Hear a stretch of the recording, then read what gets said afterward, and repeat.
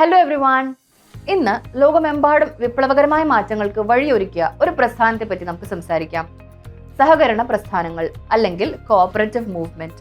Cooperative societies are formed as A part of the cooperative movement. ഏതൊരു മലയാളിയുടെയും ജീവിതത്തോട് വളരെ ചേർന്ന് കിടക്കുന്ന ഒന്നാണ് കോഓപ്പറേറ്റീവ് അല്ലെങ്കിൽ സഹകരണ സൊസൈറ്റികൾ. കോഓപ്പറേറ്റീവ് ബാങ്ക്, കോഓപ്പറേറ്റീവ് ഹോസ്പിറ്റൽ, കാർഷിക സഹകരണ സംഘങ്ങൾ എന്നിവയെ പറ്റി നിങ്ങൾ എന്തായാലും കേട്ടാണല്ലോ. ഇവയെല്ലാം സഹകരണ സ്ഥാപനങ്ങൾക്ക് ഉദാഹരണങ്ങളാണ്. എന്താണ് ഒരു കോഓപ്പറേറ്റീവ് സൊസൈറ്റി എന്ന് നിങ്ങൾക്കറിയാമോ? പറഞ്ഞു തരാം. ഒരു സംഘം ജനങ്ങൾ പരസ്പരം സാമ്പത്തികമായി സഹായിക്കുന്നതിനായി രൂപം നൽകുന്ന കൂട്ടായ്മകളാണ് സഹകരണ സൊസൈറ്റികൾ. അവർ മറ്റ് ബിസിനസ്സുകളെ പോലെ വലിയ ലാഭം മുന്നിട്ട് പ്രവർത്തിക്കുന്നവയല്ല. ഗ്രൂപ്പിലെ അംഗങ്ങളുടെ ക്ഷേമം മാത്രമാണ് അവരുടെ ലക്ഷ്യം. നിങ്ങളും നിങ്ങളുടെ സുഹൃത്തുക്കളും ചേർന്ന് ഒരു ചെറിയ കട തുടങ്ങുന്നെന്ന് കരുതുക. ലാഭം സ്വാഭാവികമായി നിങ്ങൾ വിധിച്ചെടുക്കുമല്ലോ. ഒരാൾക്ക് ആവശ്യം വരുമ്പോൾ മറ്റുള്ളവർ ചേർന്ന് സഹായിക്കുകയും ചെയ്യും. ഏറെക്കുറെ ഇതുപോലെ തന്നെയാണ് സഹകരണ സൊസൈറ്റികളും പ്രവർത്തിക്കുന്നത്. ഇനി ഇത്തരം സൊസൈറ്റികളുടെ ചില പ്രത്യേകതകൾ നോക്കാം. വെറും 10 പേര് മതി ഒരു സംഘം ആരംഭിക്കാൻ.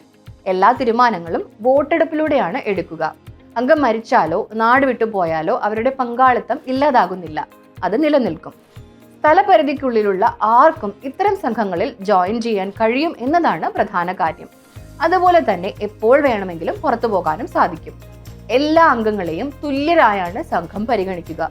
കോൺട്രിബ്യൂട്ട് ചെയ്ത പണം അവിടെ ഒരു മാനദണ്ഡമല്ല. എല്ലാവർക്കും ഓരോ വോട്ടും ലഭിക്കും. സഹകരണ സംഘങ്ങൾക്ക് ഒരു കമ്പനി പോലെ പ്രവർത്തിക്കാൻ സാധിക്കും. ബിൽഡിങ്ങുകൾ വാങ്ങാം, കോൺട്രാക്റ്റുകൾ സൈൻ ചെയ്യാം, ഒരുപാട് പേർക്ക് തൊഴിൽ നൽകാം.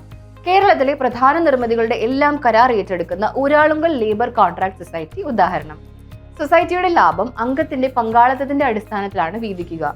On the basis of how much you used, worked, or supported to the corp's purpose, not based on the money they invested. അഥവാ നഷ്ടമാണ് നേരിടുന്നതെങ്കിൽ നിക്ഷേപിച്ച പണം മാത്രമേ നഷ്ടമാവുകയുള്ളൂ. സഹകരണ സംഘങ്ങൾക്ക് പലപ്പോഴും ഗവൺമെന്റിന്റെ സഹായവും പരിഗണനയും ലഭിക്കാറുണ്ട്. ചില നെഗറ്റീവ് വശങ്ങളും ഉണ്ട്. ക്രമക്കേടുകൾ തടയുന്നതിനായി ഗവൺമെന്റിന്റെ ഒരു മോണിറ്ററിംഗ് ഉണ്ടാകും.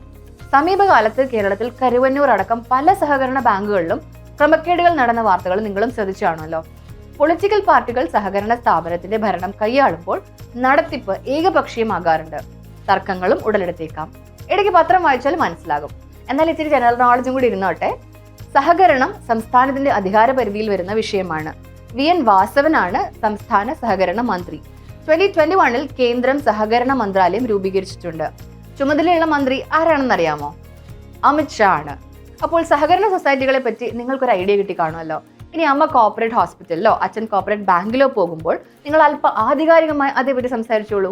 മറ്റൊരു ടോപ്പിക്കുമായി വീണ്ടും കാണാം. Until then, good bye.